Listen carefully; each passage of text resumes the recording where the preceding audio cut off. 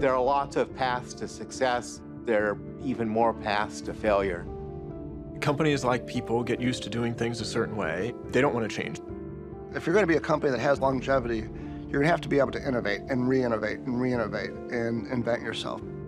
Look at the graveyard of companies that were great for a while, and now we don't hear about them anymore. It's because they didn't have that ability to understand what was changing and figure out a way to respond to that change.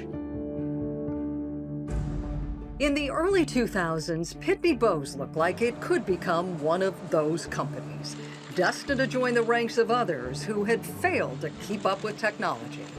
Long known as the stalwart that provided mail machines to businesses around the world, the company wasn't keeping pace with the market realities of the 21st century.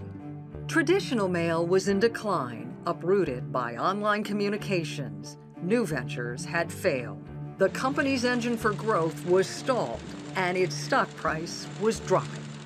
All of the initiatives and the thoughts about what would bring growth back to Pitney Bowes were either not panning out or just didn't have enough momentum to create belief in the organization. You have to tell people that it's not that they have failed, it's that the world has changed.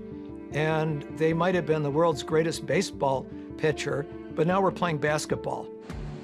Could a company like Pitney Bowes change sports just like that? Could they pivot when they needed to, handle anything that was thrown at them? Could they reinvent themselves once again?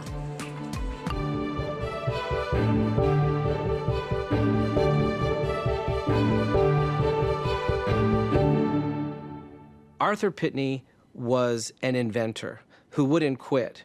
For 20 years, he took this postage meter invention and tried to bring it to market.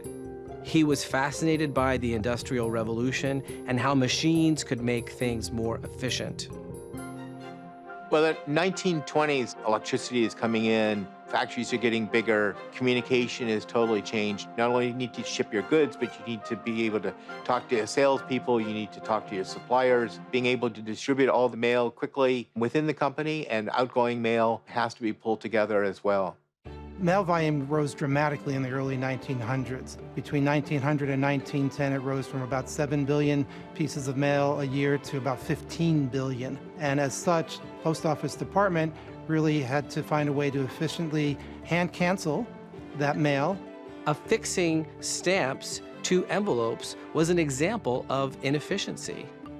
There was also issues with stamps being stolen and being pilfered, and there were even health concerns about licking stamps. So the invention of the postage meter addressed what was a massive amount of change around us.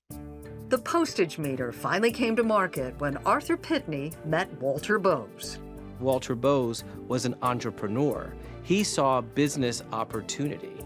It is the marriage of the inventor and the entrepreneur, or the invention and the opportunity that created Pitney Bowes. There's not many people that can say they created an industry. Arthur Pitney with Walter Bowes did. Pitney Bowes is really instrumental in the mailing industry, more so than most other companies. They allow the companies that are heavy users of the mail to do so effectively and efficiently using the Pitney Bowes metered machines.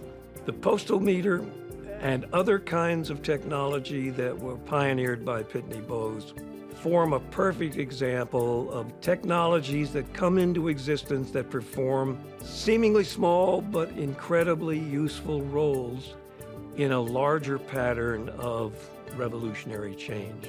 Companies that do high volume mail can just run their letters through the metered machine, package them up, deliver them in bulk to the post office in their area, and then the post office can just put those right into the mail system.